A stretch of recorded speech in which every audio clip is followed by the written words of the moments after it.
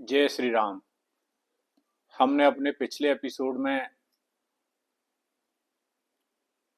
जाना था भरत जी श्री राम को वन से चित्रकूट से वापस लाने के लिए गए हुए थे, परंतु श्री राम ने अपने वचन पालन के लिए वन से आने को मना कर दिया है और भरत जी श्री राम की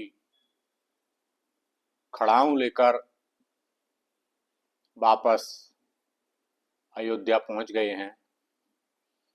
भरत माता कौशल्या सुमित्रा से आशीर्वाद लेते हैं कि मेरे पग कर्तव्य पथ से कभी न भटकें।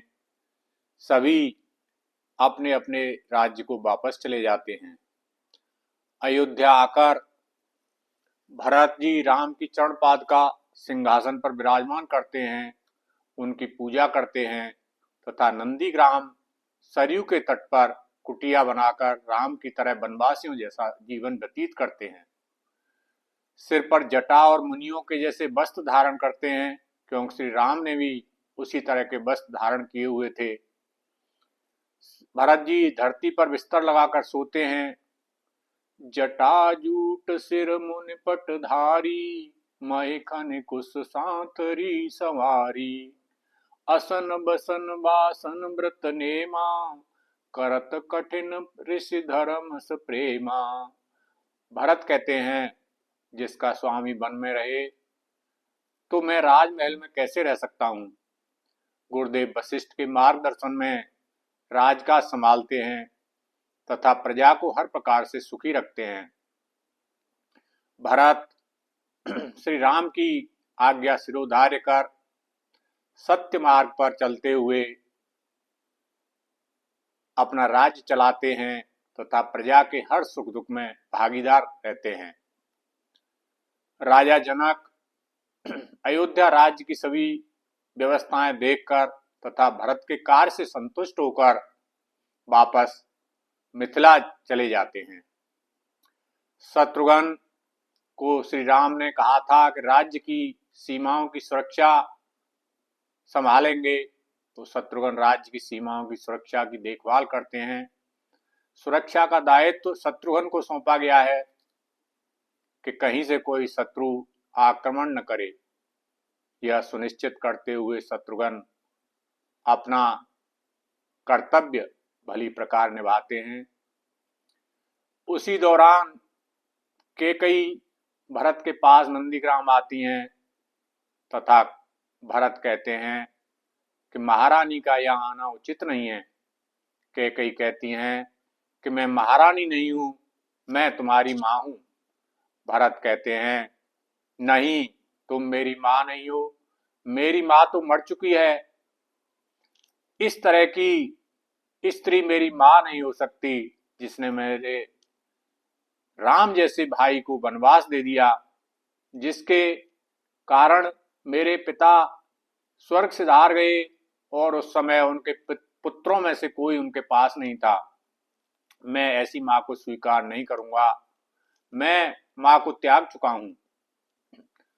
महारानी, आपने राज्य मांगा था, आप राजमहल में जाकर निवास करिए और अब मांगी हुई वस्तुओं को भोग कर अपने पापों का प्रायश्चित करिए। रानी कैकेयी कहती हैं, नहीं भरत, मैं तुम्हारे निकट रहकर यहाँ तपस्या करना चाहती हूँ, पश्चाताप करना चाहती हूँ। भरत कहते हैं, महारानी, आप यहाँ नहीं रह सकती।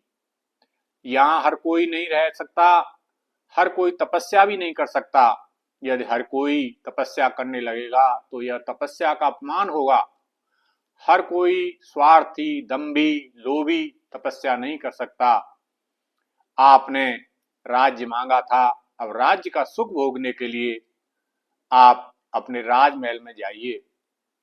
आपने राज्य भोगने के लिए अपने पति का बलिदान दे दिया, अपनी प्रिय संतान को देश निकाला दे दिया, आपने अयोध्या को अनाथ कर दिया। अब आप जाओ और महलों में राज करो और महलों के सुख ऐश्वर्य भोगो।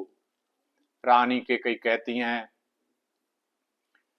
बहुत दुखी होते हुए कहती हैं, नहीं भरत, मुझे राजमहल के बिछौने बिच्छू की तरह काटते हैं। राजभोग मुझे विष के समान कड़वे लगते हैं। रात को निद्रा नहीं आती।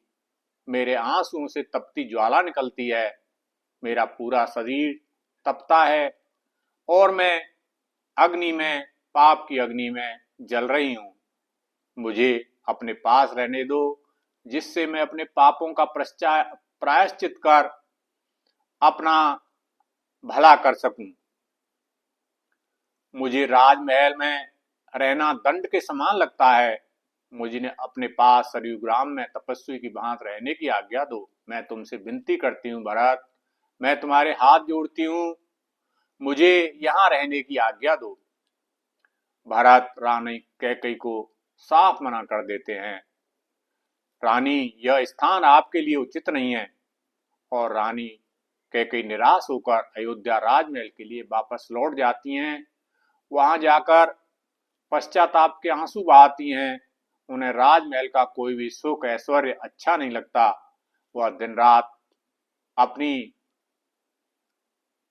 विरह की अग्नि में, पश्चाताप की अग्नि में जलती रहती हैं। रात दिन वह एक ही रट लगाए रहती हैं कि मुझे नंदीग्राम में रहने की आज्ञा दो, मुझे नंदीग्राम में रहने की आज्ञा दो, मुझे अपने पास रहने की आज्ञा दो, मैं भी तप करना चाहती हूँ। और भरत इसके लिए बिल्कुल तैयार नहीं होते।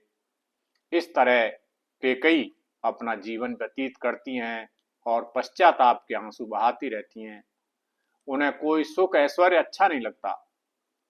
अर्थात कैकेयी ने जो अब किया था, जैसा बोया था, उसी को काट रही हैं। आज के एपिसोड